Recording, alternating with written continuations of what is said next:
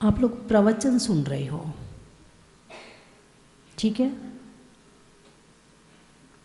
प्रवचन सुनने के लिए कितनी चीज़ों की आवश्यकता होती है, कितनी चीज़ों की आवश्यकता होती है तब प्रवचन सुना जा सकता है। कुछ कारण अंतरंग होंगे और कुछ कारण बहिरंग होंगे। जब अंतरंग और बहिरंग दोनों कारण मिल जाते हैं तब कहीं जाकर के प्रवचन सुना जाता है। अंतरंग कारण कर्म, अंतरंग कारण क्या है? कर्म। जब तक कर्म का क्षयोपशम नहीं होगा, कर्म का सहयोग नहीं होगा, तब तक आप प्रवचन नहीं सुन सकते हैं। कर्म कितने होते हैं? 8। पहले कर्म का नाम ज्ञानावरण। ज्ञानावरण कर्म प्रवचन सुनने के लिए चाहिए कि नहीं चाहिए? कर्म नहीं चाहिए, कर्म का क्षयोपशम चाहिए। ज्ञानावरण कर्म का क्षयोपशम होगा, जब ज्ञान का विकास होगा तभी आपको प्रवचन समझ में आएगा। उसके बिना आपको प्रवचन समझ में आ ही नहीं सकता है। इसलिए सबसे पहले प्रवचन सुनने के लिए अंतरंग कारण में ज्ञानावरण कर्म का क्षयोपशम चाहिए। दूसरा कर्म कौन सा है? दर्शनावरण। दर्शनावरण आप यहाँ तक चल के आए हो, है ना।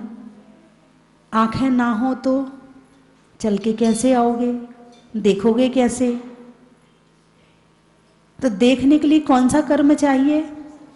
चक्षु दर्शनावरण कर्म का क्षयोपशम, पहली बात। इसी तरह से रात को यदि नींद अच्छे से ना आए तो सुबह मन कैसा रहेगा? अच्छा नहीं रहेगा। और जब मन अच्छा नहीं रहेगा तो प्रवचन सुनने की इच्छा होगी क्या? नहीं होगी, है ना। निद्रा भी चाहिए, वो ये तो दर्शनावरण चाहिए, क्षयोपशम नहीं, दर्शनावरण चाहिए। तो दर्शनावरण कर्म भी चाहिए, इसका क्षयोपशम होगा तो आप प्रवचन सुन सकते हैं। तीसरे कर्म का नाम है वेदनीय, है ना। साता वेदनीय, असाता वेदनीय। अभी आप सुखपूर्वक बैठे हैं कि दुखपूर्वक बैठे हैं? सुखपूर्वक बैठे हैं। यदि असाता वेदनी का उदय आ जाए तो आप प्रवचन नहीं सुन सकते हैं। यानी वेदनी कर्म में साता वेदनी चाहिए। जब आप सुखपूर्वक बैठे होंगे, आपका शरीर साता में होगा, तब कहीं आप प्रवचन सुन पाएंगे। ज़्यादा पीड़ा हो जाए, आपको परेशानी हो जाए, शरीर में कष्ट हो जाए, वेदना हो जाए, तो आप प्रवचन नहीं सुन पाएंगे। इसलिए तीसरे कर्म का भी क्षयोपशम चाहिए। चौथा कर्म है मोहिनीय। कौन सा कर्म है? मोहिनीय। क्रोध, मान, माया, लोभ, ये इसके बच्चे हैं। हास्य, रति, अरति, शोक, भय, जुगुप्सा, स्त्रीवेद, पुरुषवेद और नपुंसक वेद। क्रोध, मान, माया, लोभ बड़े बच्चे हैं और ये उनके संतान हैं। यदि क्रोध आ रहा हो, क्रोध से भरे बैठे हो, फिर कहो भाई साहब प्रवचन सुन लो ना बैठ के, तुम ही सुन लो बैठ के, मुझे नहीं सुनना है। यही कहोगे? नहीं कहोगे। यानी क्रोधी, जब क्रोध आ रहा हो तो भी प्रवचन नहीं सुना जा सकता है। जब मान आ रहा हो, मैं, और बाई चांस आप वहाँ के प्रतिष्ठित व्यक्ति हैं और आप पीछे बैठे हैं, आपको आगे बुलाया नहीं गया है, आपका नाम नहीं बोला गया है, तो आपकी कौन सी कषाय जागृत होगी? मान कषाय। अब आप पीछे तो बैठे हो, प्रवचन सभा में तो बैठे हो, मगर अंदर ही अंदर भुनभुना रहे हो, अंदर ही अंदर गुड़गुड़ गुड़गुड़ चल रही है। इतना भी नहीं पता मैं कब से पीछे आके बैठा हूँ, देख भी लिया फिर भी मुझे आगे नहीं बुलाया, इतना करता हूँ समाज के लिए, समाज मुझे क्या देती है। यदि मान कषाय जागृत हो जाए, इसका क्षयोपशम ना हो, तब भी प्रवचन नहीं सुना जा सकता। मायाचारी हो तो माया, मान लो खूब सज धज के आए हैं, शादी में जाना है, ऊपर से नीचे तक पीले पीले हैं, सोने का हार, डायमंड सेट, ये वो दुनिया भर का पहन के आए हैं, और माता जी का प्रवचन चल रहा है, तो ये लगेगा कि सबसे सामने जाके दर्शन कर लूं ताकि सब लोग मुझे देख लें, और ऐसी जगह बैठूं जहां सबको दिखते रहे। उस समय भी आपका मन प्रवचन में लगने वाला नहीं है। जब लोभ कषाय जागृत होगी तो दुकान जाना है, देर हो रही है, भले दुकान पर ग्राहक 11 बजे तक ना आए, लेकिन दुकान खोलना है। पता है कि सर्दी का मौसम है, 10 बजे के पहले ग्राहकी शुरू नहीं होती है, 11 बजे के पहले ग्राहक आता नहीं है। बोलिए, नहीं आता है। 11 बजे के पहले ग्राहक को आना नहीं है। प्रवचन का टाइम 9 बजे का है, लेकिन फिर भी प्रवचन में नहीं आएंगे, दुकान खोलना है। कौन सी कषाय? लोभ कषाय ने यहां से प्रवचन छुड़वा दिए, और दुकान में झाड़ू लगा रहा होगा खड़े होके। झाड़ू लगाना अच्छा लग रहा उसे, लेकिन प्रवचन सुनना उसे अच्छा नहीं लग रहा। कौन सी कषाय ने नहीं सुनने दिया? लोभ कषाय ने नहीं सुनने दिया। ज्यादा हंसता हुआ व्यक्ति, हंस रहा हा हा हा, और दोनों बैठे, 2 जने बैठे और एक दूसरे को अपनी बात पर, उसने ऐसा किया ही, उसने कहा हा, दोनों बातें कर रहे आपस में और हा हा ही कर रहे, तो हंसता हुआ व्यक्ति भी प्रवचन नहीं सुन सकता। प्रेम रति,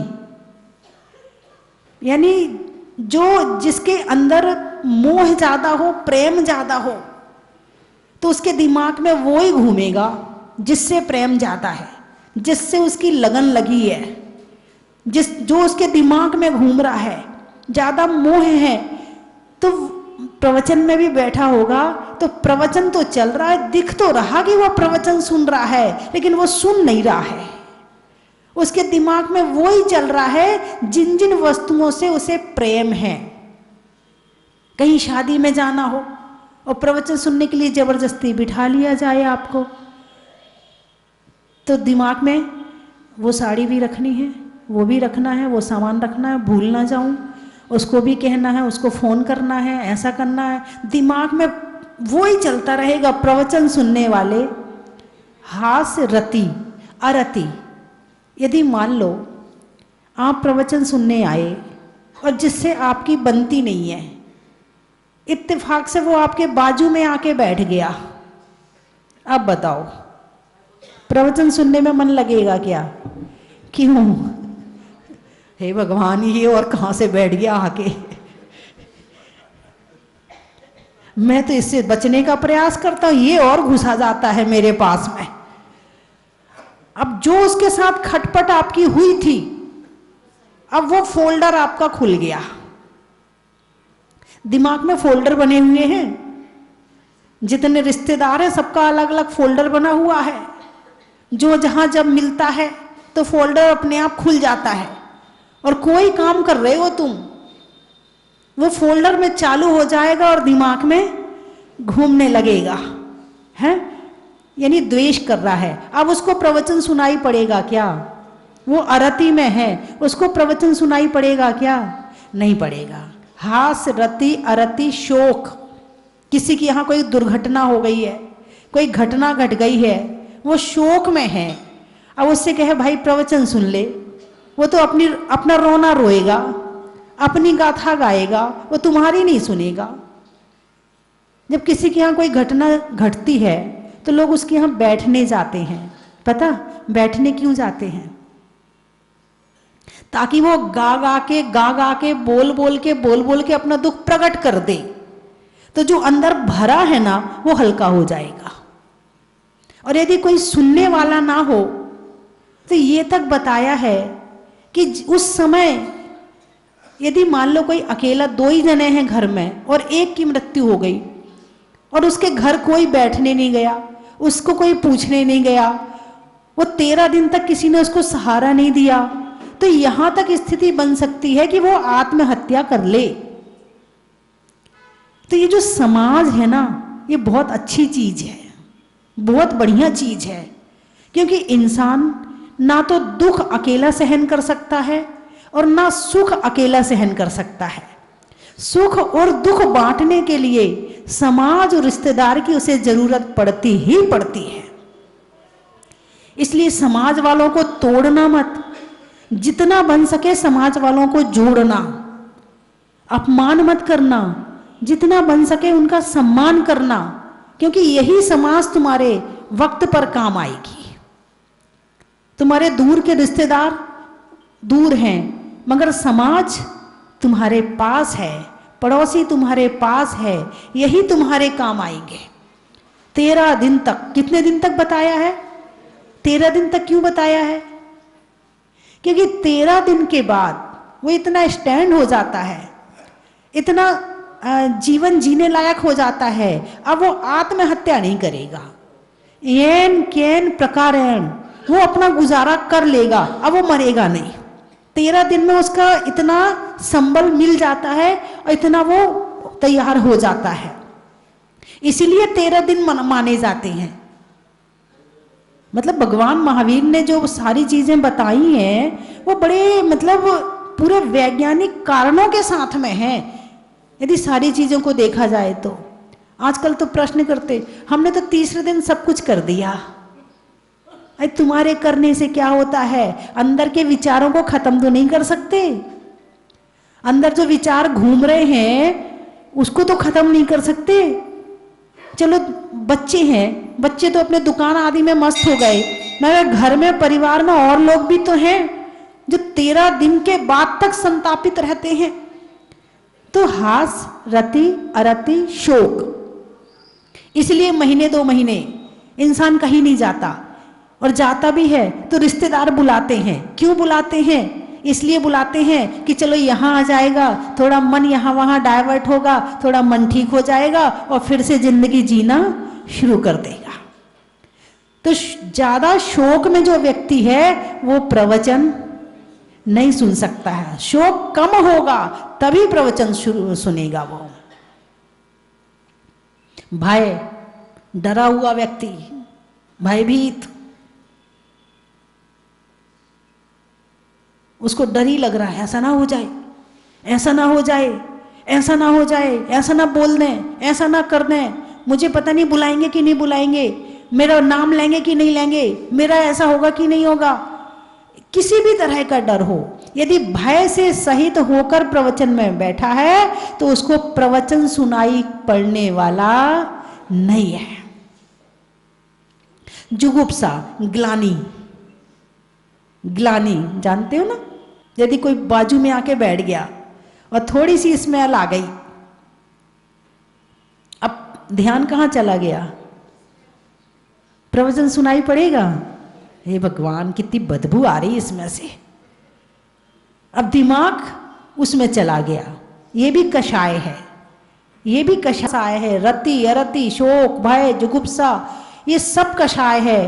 इसके बाद स्त्री वेद, पुरुष वेद, नपुंसक वेद, ये 3 वेद भी कषाय हैं।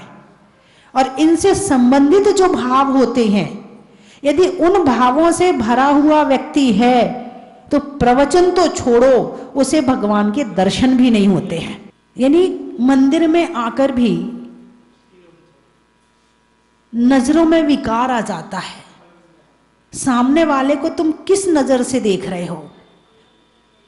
कहते ना, अरे उसकी तो बहुत बुरी नजर है, वो तो मंदिर में भी बुरी नजर से देखता है, कहते हो ना, कई बार कहने में आ जाता है। यानी मंदिर में आकर भी यदि तुम्हारे अंदर वही भाव चल रहे हैं तो तुम्हें ना तो भगवान के दर्शन होंगे और ना तुम्हें प्रवचन सुनाई पड़ेगा। और ये केवल एक के लिए नहीं, सबके लिए है। एक दिन की बात है, एक बहन जी मंदिर में दर्शन कर रही थी। मेरे आहार का टाइम था, मैं शुद्धि करके मंदिर में गई तो वो सामने खड़ी थी। और जो आजकल कपड़ों का रिवाज चला है पहले कपड़े पूरे पहने जाते थे, अब तो जितने ज़्यादा से ज़्यादा अंग दिख सकें ऐसे कपड़े पहने जाते हैं। साड़ी को ऐसा कहा जाता था कि सबसे अच्छी है कि इसमें कोई अंग नहीं दिखेगा, लेकिन अब साड़ी ही इस तरह से पहनते हैं।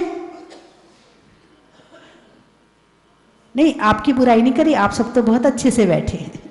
और वैसे ही मौसम सर्दी का है, इस समय तो आप वैसे ही सर्दी लग रही होगी आपको, लेकिन बाकी समय में हर तरह से ऊपर हो गए हैं कपड़े। तो वो बहन जी जो पीछे से खड़ी थी, पहनी तो वो साड़ी थी, तो पल्ला उनका कंधे पर था, खड़ी थी भगवान के सामने और पीछे से पूरा यूं। मैंने उनको बुलाया, मैंने कहा बहन जी कम से कम भगवान के दर्शन कर रही हो तो सिर पर पल्लू होना चाहिए।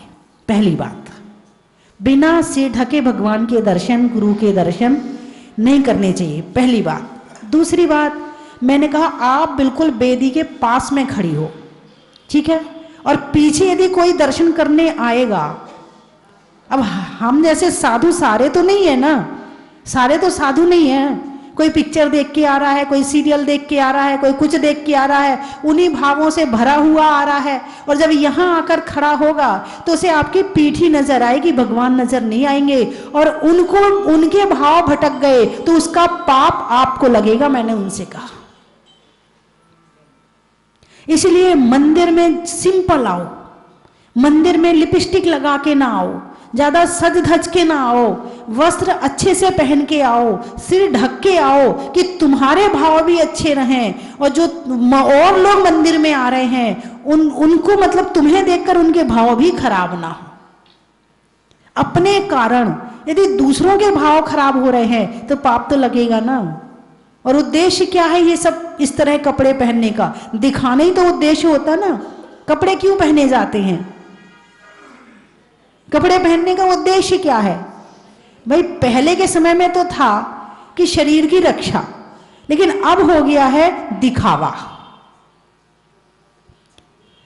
तो वस्त्रों के माध्यम से भी भावों में बहुत परिवर्तन आता है। इसलिए वस्त्र ऐसे पहने कि तुम्हारे भाव भी शुद्ध रहे और औरों के भाव भी शुद्ध रहे। प्रश्न हो सकता है यदि ऐसा नहीं करें तो क्या होता है? यदि ऐसा नहीं करें तो भाव खराब होते हैं। भाव खराब से अशुभ कर्म का बंध होता है, पाप कर्म का बंध होता है, और पाप का फल क्या होता है मुझे बताने की जरूरत नहीं है। सब भुक्त भोगी बैठे हैं। ऐसा कोई नहीं होगा जिसने पाप का फल ना भोगा हो, सब बैठे हैं। तो जितना पाप करोगे भोगना किसे पड़ेगा? उसे ही भोगना पड़ेगा। इसलिए जीवन ऐसा जियो कि कम से कम पाप का बंध हो।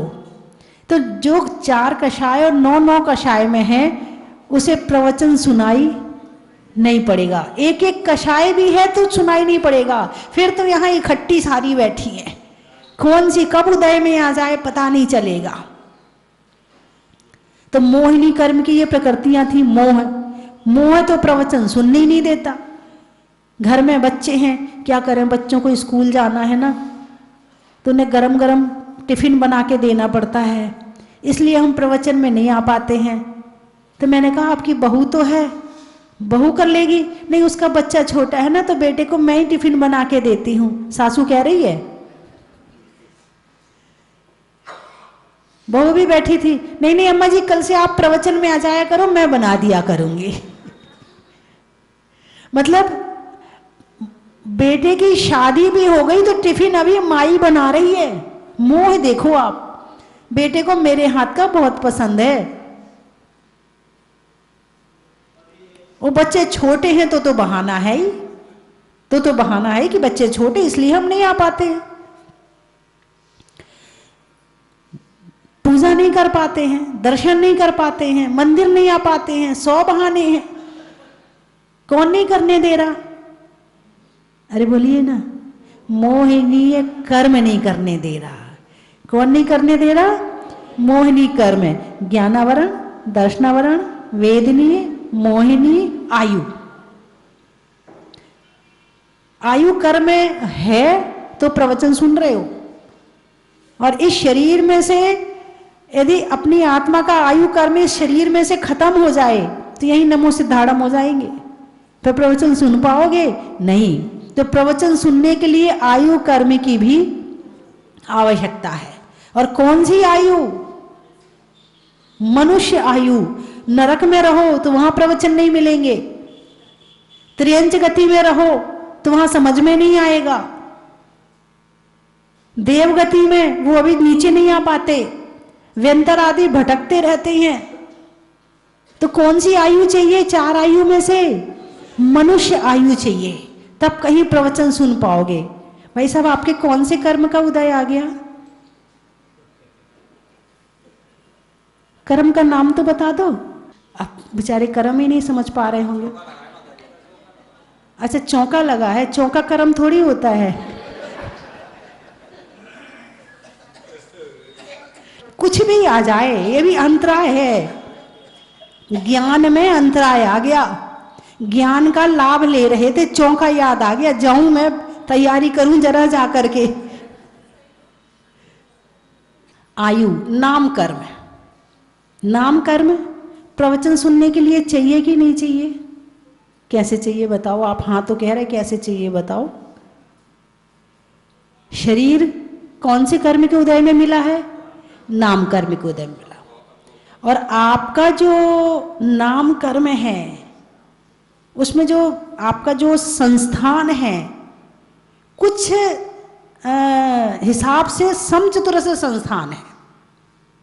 ना आप बहुत मोटे हो, ना आप बहुत पतले हो, ना आप बहुत लंबे हो, ना आप बहुत ठिगने हो, ना आपका चेहरा खराब है, ना आपकी कुबड़ निकली है, ना आपका रंग बहुत ज्यादा काला है, ना आपका कोई अंग भंग है, ना आपकी आंखों में कोई दिक्कत है। यानी कि आपका जो शरीर है ना, वो हर तरह से ठीक है। और यदि ज्यादा बदसूरत हो जाओ तो प्रवचन सुनने नहीं आओगे। शक्ल देख के लोग, अच्छा नहीं लगता ना, मेरी शक्ल बहुत खराब है, प्रवचन सुनने हम नहीं जा रहे। क्यों नहीं जा रहे? बस मन नहीं कर रहा जाने का। बात समझ में आई कि नहीं आई? नाम कर्म आपका इतना अच्छा है कि आपको इतना अच्छा बनाया है कि आप चाहे जिस सभा में जाकर बैठ जाएं, आपको अच्छा लगेगा, आपको कोई बुरा कहने वाला नहीं है। आपकी जो शरीर की और भी चीजें हैं वो सारी बढ़िया हैं। अब लोग कहेंगे समचतुरस संस्थान तो देवताओं का होता है। कई कैटेगरी हैं, कई कैटेगरी, यानी जो उत्कृष्ट वाला होता है वो भोग भूमि और देवताओं का होता है। लेकिन जो और कैटेगरी है वो फिर सभी मनुष्यों में होता है। आपकी कुबड़ नहीं निकली है ना, आप वामन नहीं हो, आप कुब्जक नहीं हो, आप हुंडक नहीं हो, तो आप कौन हो? आप समचतुरस संस्थान हो। ऐसा नहीं है कि मुंह तो इतना सा है, आंखें इतनी बड़ी बड़ी हैं। ऐसा है क्या? नहीं है। ऐसा तो नहीं है कि भाई मुंह तो इतना और दांत इतने बड़े बाहर तक निकले, ऐसा भी नहीं है, है ना। भाई मुंह इतना और नाक इतनी बड़ी, ऐसा भी नहीं है। चेहरे के हिसाब से नाक, आंख, दांत सब सेट है आपका।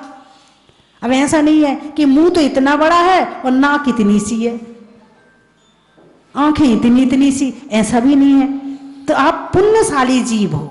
कौन से जीव हो आप? पुण्यशाली जीव हो। आपको समचतुरस संस्थान मिला है। तो प्रवचन सुनने के लिए नाम कर्म चाहिए, वो भी आपके पास में है ना। गोत्र कर्म, उच्च गोत्र, नीच गोत्र। तो आप कौन से गोत्री हैं? यदि गति के हिसाब से देखा जाए तो मनुष्य गति उच्च गोत्र है, और यदि कुल के हिसाब से देखा जाए तो जैन कुल उच्च गोत्र है। आपको वो भी मिला हुआ है ना। और अंतिम कर्म है अंतराय। इस समय आपको किसी तरह का अंतराय नहीं है, न दानांतराय है, न लाभांतराय है, न भोगांतराय है, न उपभोगांतराय, सब शांत बैठे हैं। आपको ना तो कुछ लेने की इच्छा हो रही है, ना देने की इच्छा हो रही है, ना खाने की इच्छा हो रही है, ना पहनने की इच्छा हो रही है, ना आपकी शक्ति में कोई कमजोरी है, आपका सब बढ़िया है, सब मतलब दानांतराय कर्म का भी क्षयोपशम चल रहा है आपका, आप शांति से बैठे हुए हैं। यदि वीर्यांतराय कर्म का क्षयोपशम आता, अरे मैं तो मंदिर ही नहीं जा सकता, मेरे शरीर में तो शक्ति नहीं है, वीर्यांतराय कर्म। भोगांतराय कर्म का, भोगांतराय का भोग का उदय आ जाता तो कुछ खाने पीने का या कुछ और मन करता तो तुम नहीं आते यहाँ पर। उपभोग का आ जाता तो नहीं आने वाले थे, कुछ और कहीं का लाभ मिल रहा होता तो नहीं आने वाले थे, है ना। तो आपके अंतराय कर्म भी प्रवचन सुनने में नहीं है, यानी एक प्रवचन सुनने में 8 कर्म का सहयोग चाहिए, तब कहीं जाकर के प्रवचन सुना जाता है। नहीं तो ये लगेगा अब उस मंदिर में कौन जाए, इतनी दूर है वो मंदिर, अपना घर ही ठीक है, ठीक है माता जी को यहीं बुला लेंगे, यहीं एक आध दिन सुन लेंगे, और ज्यादा हुआ माता जी शाम को टीवी में तो आती है ना, हम तो घर में ही सुन लेते हैं। अरे बोलिए ना, हाँ या ना, हाँ ना, देखो मैं यही कह रही थी। गांव में बस्सी का, पैसों में दस्सी का और कर्म की रस्सी का बड़ा ही महत्व है। कर्म के हरने का, त्याग के वरने का और रस्सी को पुरुषार्थ के माध्यम से ढीला करने का बड़ा ही महत्व है। स्वभाव में नर्म का, भोजन में गर्म का और कर्म तोड़ने के लिए कर्म का बड़ा ही महत्व है। चावल में चुनने का, बुनाई में बुनने का और प्रवचन सुनने का। क्या बात है, आप बड़े होशियार हो गए। मैंने तो आधा बनाया और आधा आपने बना दिया। जैन बगीची माता जी, जैन बगीची। अच्छा, फलों में लीची का, चिड़िया में चीची का, घर में चाची का, शहरों में रांची का, मुरैना में और मुरैना में बगीची का। तो नंदीश्वर, यहाँ पर नंदीश्वर भक्त के लिए ईश्वर का, पत्नी के लिए पति परमेश्वर का और मुरैना में नंदीश्वर का। बड़ा ही महत्व है। रोटी में घी का, गर्मी में शिकंजी का और मंदिर के सामने पवन जी का। रिश्तों में जीजा जी का। हरियाणा में जी का, वहाँ जी बहुत बोलते हैं, हरियाणा में जी का और मुरैना में नसिया जी का। चलने में पार्थ का, मित्रों में साथ का और नसिया जी के पार्शनाथ का। बड़ा ही महत्व है। आगम, शरीर में दम का, होने में नम का और जैन धर्म में आगम का। निधियों में माणवक का, विद्वानों में चाणक का और होने वाले ज्ञान तीर्थ के पंच कल्याणक का। बड़ा ही महत्व है। गाने में सुर का, नृत्य में नूपुर का और जाने में जहाजपुर का। बड़ा ही महत्व है। काम करने में शुरू का, काम करने में शुरू का, मिट्टी में गेरू का और जीवन में गुरु का। शरीर में शीर्ष का, भगवान के अनंत वीर्य का और मुरैना में ज्ञान तीर्थ का। बड़ा ही महत्व। हिंदी में मात्रा का, स्कूल में छात्रा का और 20 तारीख की पदयात्रा का। बड़ा ही महत्व है। खेत में धान का, शादी में पान का और कल होने वाले पंच परमेष्ठी विधान का। बड़ा ही महत्व है। सेठों में ठाट का, बनिया में बाट का और परसों 24 घंटे भक्तांबर का अखंड पाठ का। बड़ा ही महत्व है।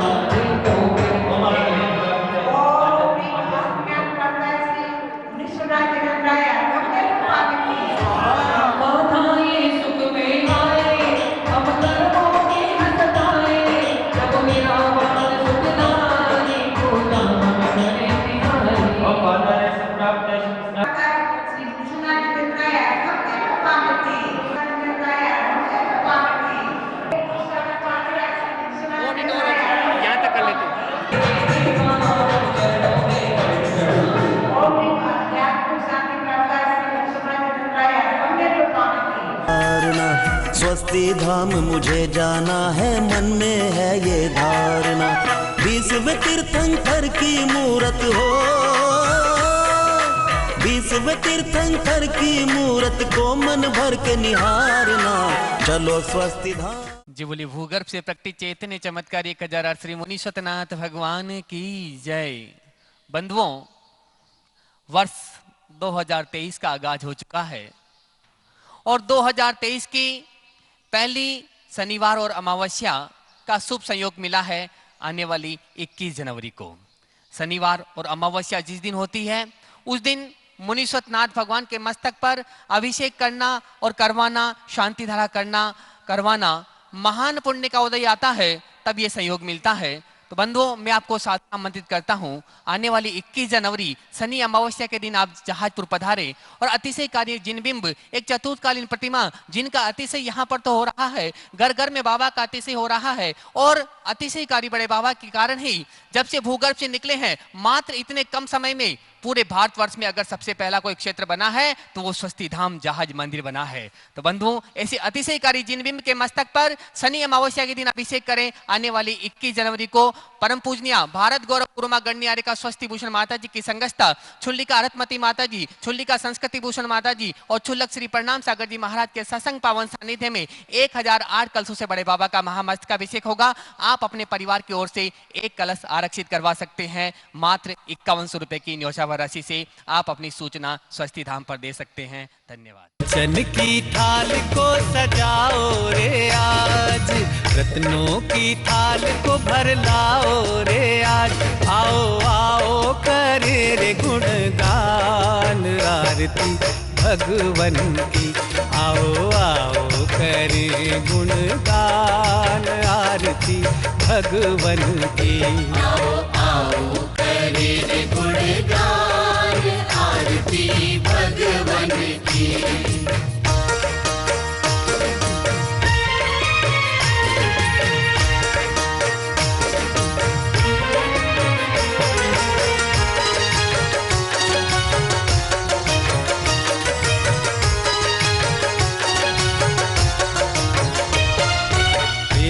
सुमित्र के राज दुलारे, माँ पद्मा जी के नैनों के तारे, पिता सुमित्र के राज दुलारे, माँ पद्मा जी के नैनों के तारे, राजगृही में जन्म लियो आप, राजगृही में जन्म लियो आप, आओ आओ मनाए खुशी आज आरती भगवन की, आओ आओ करे गुणगान आरती भगवन की, आओ आओ करे गुणगान आरती भगवन की।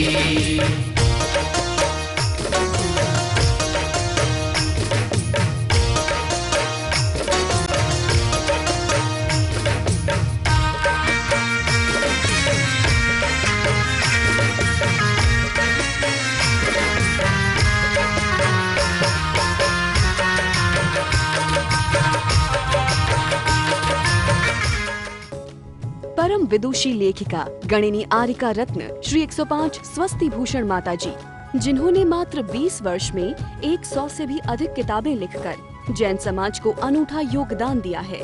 बड़े बड़े विधान जैसे कल्पद्रुम महामंडल विधान, सिद्ध चक्र महामंडल विधान, इंद्रध्वज महामंडल विधान एवं विशेष जिनपद, पूजांजलि आदि महत्वपूर्ण साहित्य बहुत ही सरल व सुबोध शैली में लिखे हैं, जिसमें गद्य एवं पद्य साहित्य भी समाहित है। इन महान साहित्यों को पढ़कर आप भी अपने ज्ञान का विकास कर सकते हैं। साहित्य प्राप्त करने हेतु आज ही संपर्क करें। संपर्क सूत्र 7906062500 9868345768।